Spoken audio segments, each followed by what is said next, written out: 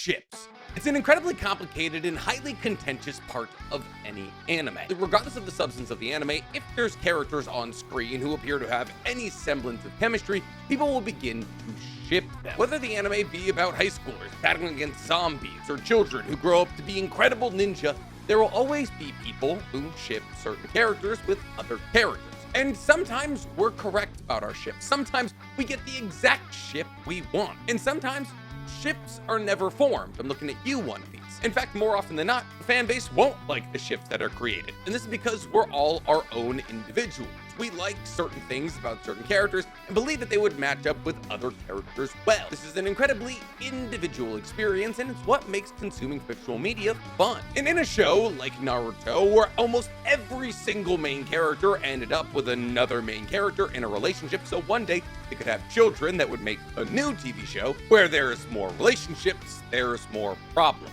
And in all of Naruto, there is no relationship more contentious, at least to the fan base, than ironically what should probably be the most popular relationship in the entire show, Naruto and Hinata. See, listen, personally, me, I'm a Naruto and Hinata simp. I love them together, mostly because I just love their two characters. I love that Hinata's always been with Naruto since day one, even though everybody else dislikes Naruto. And sure, they had no chemistry whatsoever until the last, which is a movie dedicated to making sure that the fan base understood that Naruto and Hinata did in fact kind of like each other before they had children. And sure, it's my favorite piece of Naruto media ever recorded, and I cry every single time I watch it. But maybe I'm the vocal minority, because there's a lot of people out there who believe that Naruto and Hinata should not be together. They believe that the shoehorning of Neji's death, bringing them closer together, and them holding hands during the Fourth Great Shinobi World War, and obviously the last, isn't enough to deny the huge amount more chemistry that Naruto had with somebody else on screen. And unfortunately, today I'm not talking about Naruto Sasuke. No, I'm talking about the chemistry that a lot of people believe that Naruto had with somebody else in Team 7. And no, I'm not talking about Naruto Kakashi. No, because today we're going to be exploring the hypothetical, what if Naruto ended up with Sakura? You see, Naruto x Sakura is probably the most popular ship that never happened. And for relative good reason. Naruto, for the entirety of the early days of Naruto and the early part of Naruto Shippuden, was obsessed with Sakura. He did everything he could to possibly gain her attention. However, she only ever had eyes for Sasuke. Now, the potential of the ship didn't get better with the likes of Boruto, because even though Sakura and Sasuke had their fated love story that finally brought them together and have relatively cute moments in light novels like Sasuke Retsudan, in anime-only moments, Sasuke seems somewhat cold with Sakura and is never around, which has fueled the fires of people believing that Naruto and Sakura should have ended up together, with people claiming that Hinata and Sasuke would have been better together than Naruto and Hinata. So what if Naruto had fallen under Sakura's provocations when she didn't want him to pursue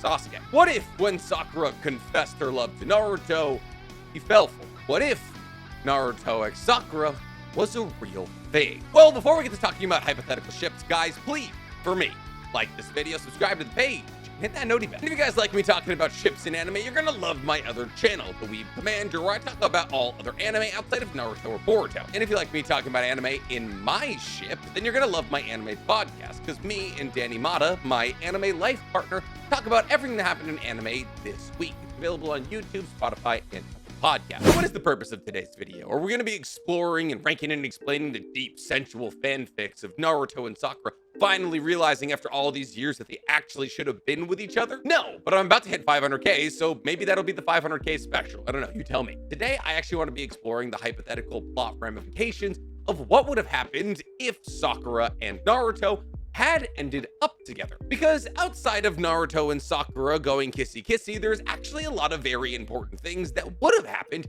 if Naruto had said yes to Sakura's confession. And quite honestly, of all of the possible ships that could have happened but didn't, Naruto and Sakura was about the closest we ever got. Outside of obviously Naruto and Sasuke, because they did kiss a couple of times. But to explore the true meaning of this hypothetical, we have to understand why Sakura was confessing her love to Naruto in the first place. So we have to step back into one of the most forgotten arcs in all of Naruto Shippuden, the Land of Iron arc. More specifically, kind of the time between the 5 Kage Summit and the beginning of the Fourth Great Shinobi World War. I mean, like, sure, we get a Kisame versus Killer Bee fight somewhere in there, but like outside of that, the whole arc is kind of just like, we're waiting for the war. But the reason that Sakura decides to confess her love in this arc is because during the 5 Kage Summit, the plan of the Akatsuki is revealed. That is to say, more specifically, that the plan to capture Killer Bee and Naruto and extract their tailed beasts from them so they can enact the Eye of the Moon plan is revealed to all of the important figureheads of all of the 5 great shinobi nations, and thus a call to bring all of the nations together under one banner so they can battle against the Akatsuki and protect the 2 remaining Jinchuriki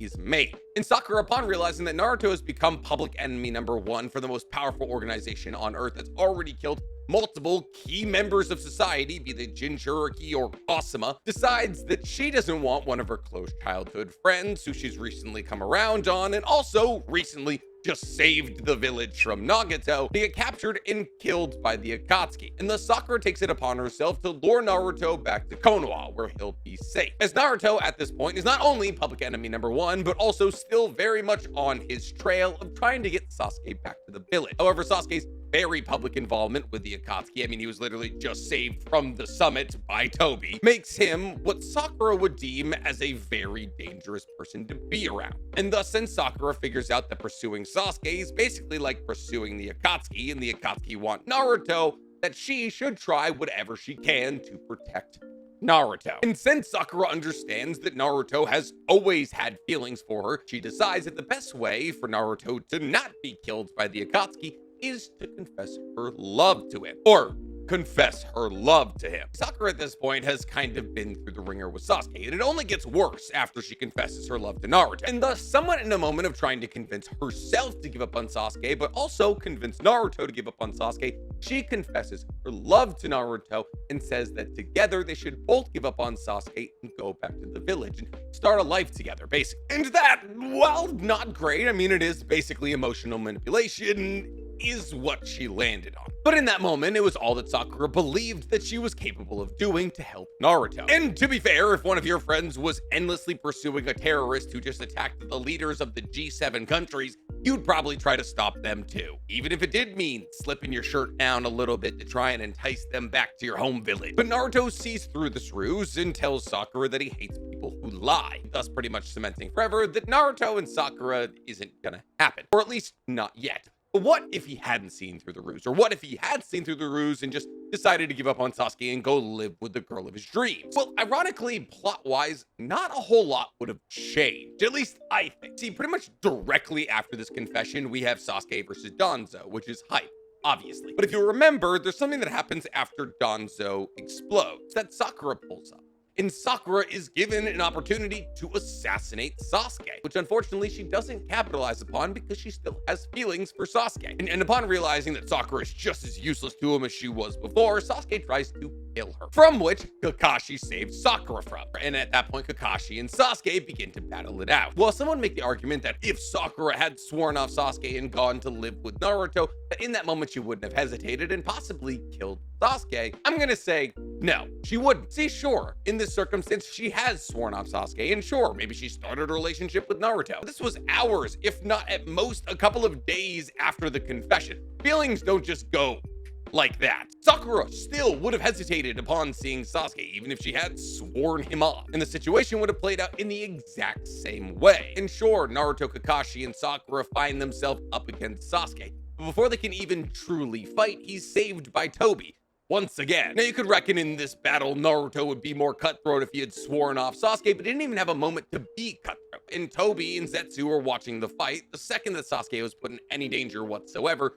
they were yoinked. And then Team 7 does not see Sasuke again until episode 37. 154 episots. Sasuke is the greatest Deuteragonist of all time. He has a very complicated story. He got back story. And he got cool. He's in 10% of the episode. Obviously, between the battle at the bridge and linking up with Team 7 again, he re-meets with Itachi, they put Kabuto and Izanami, and Sasuke changes his entire ideology, going from a person who wants to destroy Konoha to now somebody who wants to lead it. Which means that by the time that Team 7 sees Sasuke again, he's a completely changed person. I just realized my mic's been making me sound like a robot for the majority of this video. I just restarted my PC. Hopefully that helps. I hate moving. At least Sasuke says he's a changed person, and in that moment in time, Team 7 needed all the help that they could get. Because here's the thing, really, the only big difference that would have happened at the bridge between Team 7 and Sasuke would have been that the ending wouldn't have been as lovey-dovey as it is in the real universe. See, at the ending of the battle that Team 7 and Sasuke have at the bridge, Toby grabs Sasuke by the shoulder and is like,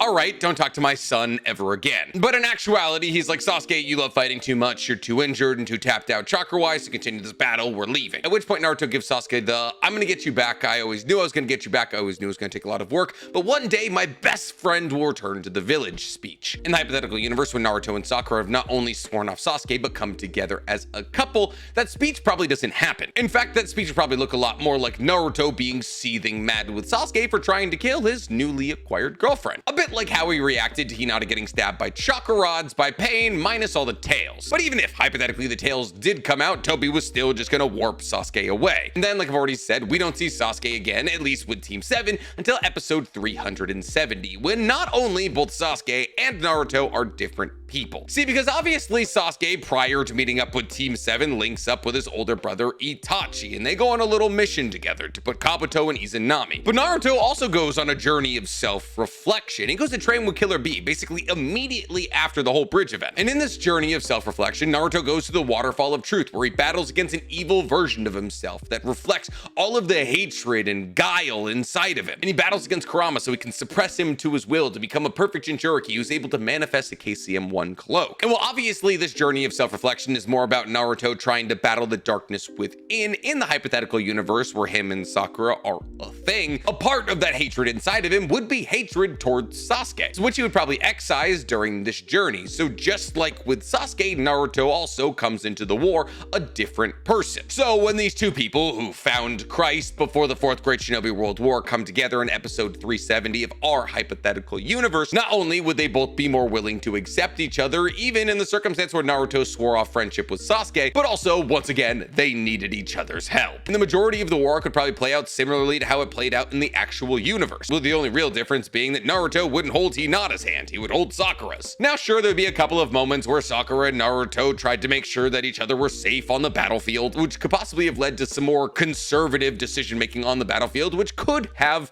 repercussions, but we don't know. It's too abstract of an idea to try and extrapolate how it would affect the actual universe. Now, one could obviously make the argument that if Naruto had given in to Sakura's provocations and decided to not go after Sakura, he probably wouldn't have even been involved in the Fourth Great Shinobi World War. But I would actually rally against that idea. One, because of who Naruto is as a person, but two, because Sakura is more rallying against the idea of Naruto leading a one-man army charge into Akatsuki territory. It's not that Sakura didn't want Naruto involved in the war whatsoever. She saw him during the Pain arc. She knows that he's an incredibly valuable asset who she needed there. I mean, she was the one who summoned him. She just knew that an infinite pursuit of Sasuke into Akatsuki territory would eventually probably place Naruto in a very arduous situation for him. So I do not only believe that Naruto would go to train with Killer Bee, but that Sakura would also probably want him to do it, as having a better understanding of the power within him and how to use it would make him harder to kill, something that Sakura would actually truly begin to care about if they were in a relationship. Because here's the thing, even though technically the relationship would be founded on a lie, with no hesitation in my heart, I believe that Sakura would fall in love with Naruto if they were in a relationship together. So how would the war arc differ if Naruto and Sakura had coupled up and swore off Sasuke? Well, it really wouldn't have changed until the Final Valley fight, because all three of them had a common enemy until that moment. However, in a universe where Naruto has sworn off allegiance to Sasuke, Sasuke going, I have to kill you because you're my only friend left so I can lead Konoha, probably wouldn't have ended so well for Sasuke. See, sure, you can say that Naruto was trying to kill Sasuke in the Final Valley fight. He wasn't. There's a reason that Sasuke admits defeat when the battle ends in a draw. It's what Naruto was trying to do. So in a hypothetical universe where Naruto no longer feels any allegiance to Sasuke and they are locked in a death battle, Naruto's taking it one crank higher. And that one crank higher leads to Sasuke's death. And even if it doesn't lead to Sasuke's death, let's not forget who saved Naruto and Sasuke after they blew each other's arms off. That would be Sakura, who also at this point had sworn off Sasuke. Now sure, of course, you could say that the battle allowed them to forgive each other and we're all best friends now. And sure, that's almost definitely how it would happen. But this is my hypothetical universe, and in my hypothetical universes, Sasuke dies. And also, Sasuke kind of has to die, because let's be real, if Sasuke comes back to the village, I'm sorry to say it, but Naruto's getting left. There hasn't been enough time to establish a true enough romance that Sakura doesn't just ditch Naruto. I'd like to remind you that after Sakura's confession, they battle against Sakura's childhood love. Naruto goes off to a strange island with an octopus man, and then they have to fight a war against 2 dead guys. Not a whole lot of time for first dates. So Sasuke, in the ground. But I really don't want to talk about the plot differences between Naruto and my hypothetical universe if Naruto and Sakura came together. No, what I want to talk about is the hypothetical differences in Naruto's children. See, obviously with the loss of Sasuke, we've lost any and all tie to the Sharingan. Not great. Worse than not great. There goes any tie to the strongest dojutsu ever created. But not the end of the world. We move forward. Even with no dojutsu, a child between Naruto and Sakura would be terrifying. See, the irony of tearing Naruto and Sakura out of their current existing ships and bringing them together is that both of their children already have dojutsu. With Sarada wielding the Sharingan, Boruto having the Jogan, and Himawari having the Byakugan and possibly the Tenseigan. Now, one's knee-jerk reaction to children who have dojutsus no longer having dojutsus is, oh, they would get weaker. Hold on. See, because, well, obviously, yes, any children fostered from Naruto and Sarada wouldn't have dojutsu, but they would have. It's a lot scarier. See, when looking at the scope of our main characters in Boruto, unfortunately, currently we're only working with a lot of hypothetical power. Sarada has obviously been blessed with her father's Sharingan and her mother's strength, but not necessarily her medical ninjutsu prowess, which means that Sarada may or may not have her mother's chakra control. The reason I say may or may not is because it was established in an anime canon episode that Sarada's chakra control isn't anywhere near her mom's, which, surprisingly for Kishimoto, actually cements Sarada as a combatant and not a medical ninja. Nice, relevant female characters who don't need to heal. But at the same time is kind of weird because for many generations of ninja have acquired the traits of their parents. I mean, look at the Akamichi, the Nara, the Yamanaka, all able to use hidden jutsus at a very young age because of their genetics. Look at the Uchiha, able to manifest and use the abilities of a Sharingan at a very young age. And even the strength of Sakura was conferred to Sarada, just not the chakra control. And while one day Sarada will be an incredibly powerful ninja who was a dual MS and a really cool, possibly pink Susanoo, a lot of the power that we currently hypothesize for her is hypothetical. We know that she's a wielder of a dual MS, but that's about it currently. Now, as for Boruto, he falls into the exact same situation, especially as it pertains to power that he may or may not have gotten from Hinata. See, Boruto is kind of weird. When you look at him just as a base ninja, he's actually not all that strong. I mean, yes, he's obviously a genius who was able to figure out wind release and water release and lightning release all before even becoming a Chunin, which he technically still hasn't achieved. Fill in dad's shoes. But when it comes down to Boruto's skill set, that's basically it. See, there's nothing about Boruto, at least in the early days, that made him special. Sure, he was a genius, sure, he was great at taijutsu, but his chakra pool was nothing like his father's, being able to only produce 4 clones at a time, hundreds of times less than his father at the same age. Well, at the same time, he was also not born with a Byakugan, so really, he didn't get anything from either side. Now, obviously, we know that Boruto has the Jogan, but we're not entirely sure where the Jogan came from. Some, like myself, hypothesize that he awoke the Jogan because his parents had both Hagoromo and Hamura's chakra respectively, and thus the combination of Hagoromo and Hamura's chakra within Boruto made him manifest an Otsutsuki level dojutsu, the Jogan. And thus in that capacity, you could say that Hinata being Boruto's mother is actually paramount, but we don't know that. We also know that Daemon believes that Himawari is the strongest person in the village, or at least has the potential to be, which people, like myself, have hypothesized is because she has Hamura and Hagoromo's chakra from her parents, and also she awoke a Byakugan, meaning that there's a possibility that she could be the first ever human to awake a Tenseigan, which once again would show how paramount Hinata is to these children being strong, but once again, we're only working with hypotheticals here. There would be nothing hypothetical about the strength a child from Naruto and Sakura would have, though. See, a child between Naruto and Sakura would kind of just be like squaring the strength of Naruto or Sakura. Because while Naruto having a child with Hinata and Sakura having a child with Sasuke allows them to diversify their strengths, it does come at the dilution of some of those strengths, like chakra pool or physical strength. As Sarada doesn't have as much chakra as Sakura, and Boruto and Himawari definitely don't have as much chakra as Naruto. However, what if hypothetically we took 2 people with similar strengths and made them have a child? That child would be a problem. See, when it comes to two things that determine strength, Naruto and Sakura are by far and away the strongest in Konoha and probably the world. And those two things are complete available chakra and chakra control. See, we all know that Naruto, even without Kurama, was born with an insane amount of chakra. And this is very clearly represented by the fact that not only did Kurama run out of chakra before Naruto in Baryon mode, but also when Naruto was battling against Kurama within his own stomach, he was able to make 100 clones that all used massive Rasengan. And sure, that ties into Sage mode, but at the end of the day, you need a massive amount of chakra to mix with nature chakra to create Senjutsu chakra. Naruto's insane amount of chakra, while it is boosted by Kurama's presence, is not entirely tied into it. And Sakura is in somewhat of a similar situation. See, Sakura's chakra pool is seemingly average. However, Sakia has something called the Strength of 100 seal, which allows Sakura to constantly be filling chakra that she hasn't used from a day into a seal in hopes of accessing it one day to massively boost her available chakra. And when she activates this seal, she has so much chakra that she can boost her mitotic regeneration to the point where she can be killed 100 times and still heal back from it. So yes, obviously, both Naruto and Sakura can access more chakra than's tied to their genetics, but it's not like the things that they use to access this insane amount of chakra cannot be taught. Now, obviously, Naruto's genetic advantage of being a half Uzumaki does help, and that can't be taught. But you know what can be taught?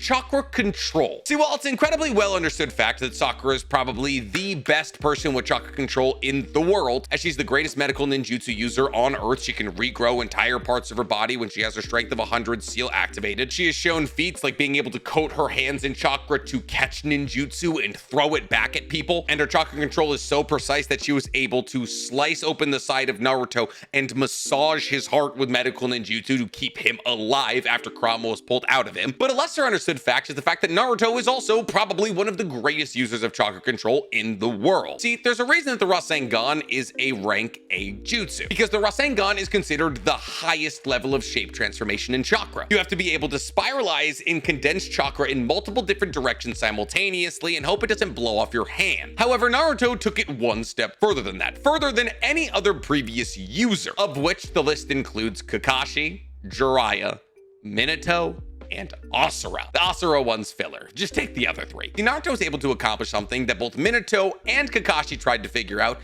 but couldn't. How to add elemental release to a Rasengan. Now sure, Minato had less than a decade to try and figure out how that would work, but the fact that Naruto was able to figure out something that Minato had possibly 10 years to work on should tell you that his chakra control is ridiculous. Outside of that, Naruto is also able to change the shape of a Rasengan, adding a different level of shape transformation to it to make it a Rasen Shuriken. On top of that, Naruto is also able to create tailed beast bombs in his hand, which requires perfectly balancing positive and negative chakra into a golden ratio, and then spiralize that and turn it into a Rasen Shuriken. All of these are things that no other human on the face of the earth could do, unless of course they were the progeny of Naruto and Sakura. In this hypothetical universe, this child would be born with a level of chakra control we've never seen before. I'm talking beyond the likes of either Naruto or Sakura. Not only would they be incredibly talented in things like medical ninjutsu or shape transformation to create a Rasengan, they would also probably be the deadliest user of genjutsu known to man, as genjutsu is highly dependent on chakra control because your chakra control needs to be more precise than the person you're controlling. In fact, chakra control ties into everything. Sure, obviously, it's stated that Naruto's chakra expenditure is a bit sloppy because he just dumps as much chakra as he can into whatever he does, but Sakura is the complete opposite end of that. If Naruto's a shotgun, she's a scalpel. And on top of this, while their child wouldn't have as much chakra as Naruto out of the womb, they would have more chakra than Boruto, or Himawari for that matter. But more importantly than this, the precise chakra control that this child would be born would make them the perfect candidate for learning the Strength of 100 seal, as well as, more likely than not, becoming a sage. Which means that this child would possibly have the ability to not only create their own Senjutsu chakra, but funnel that Senjutsu chakra into their Strength of 100 seal. Since this child would not only be able to create Senjutsu chakra, but would also have Naruto's somewhat large chakra pool, they would be able to fill a Byakuya seal way faster than anybody else in history. As we know, Karin Uzumaki, who probably has more chakra than Naruto, was able to refill it in one bite from Tsunade. So while it did take Sakura about 3 years to fill her Strength of 100 seal, it would be substantially faster from this hypothetical progeny. In short, a child between these two characters would be very different from Boruto or Sarada or Himawari, whose skill sets are spread out very widely but somewhat thinly. This child would be like a borehole to the center of the earth, with the abilities of both of their parents parents, maximizing their potential in a few key aspects. This child would have the strength of Sakura, just like Sarada, but would also have the speed of Naruto, which obviously is massively assisted by things like KCM 1 and 2, but still in base form, Naruto approaches light speed. In a light novel, he dodged a photon ray, which is a laser in base, also while riding a bike. While the chakra control conferred to this child would also make them a ninjutsu, genjutsu, and medical ninjutsu genius, as well as giving them access to the Byakuya seal and Sage mode. So in essence, you would have a child with an insane chakra pool who's able to activate an unkillable mode by activating their Byakuya seal faster than anybody else in history, with the strength of Sakura and the speed of Naruto. On top of this child would have connections to two possible summoning animals, Lady Katsuyo and the Toads. Considering the fact that this child would have mastered Senjutsu, has a Byakuya seal, and is from Naruto's chakra pool lineage, they would probably be able to summon more of Lady Katsuyo than we've ever seen, as well as being able to summon the Toads to protect Lady Katsuyo. So while this child has no hypothetical otherworldly dojutsu upgrade on the horizon, this child would maximize their strength with abilities that we know and understand at the highest possible level. But do you think that this child would be stronger than Boruto or Himawari or Sarada? Tell me in the comments below, and while you guys are down there, please, for me, like this video, subscribe to the page, and hit that noti bell. Ugh, talking about this ship has just drudged up all the feelings I had as a 12-year-old, hoping that Naruto and Hinata would finally kiss.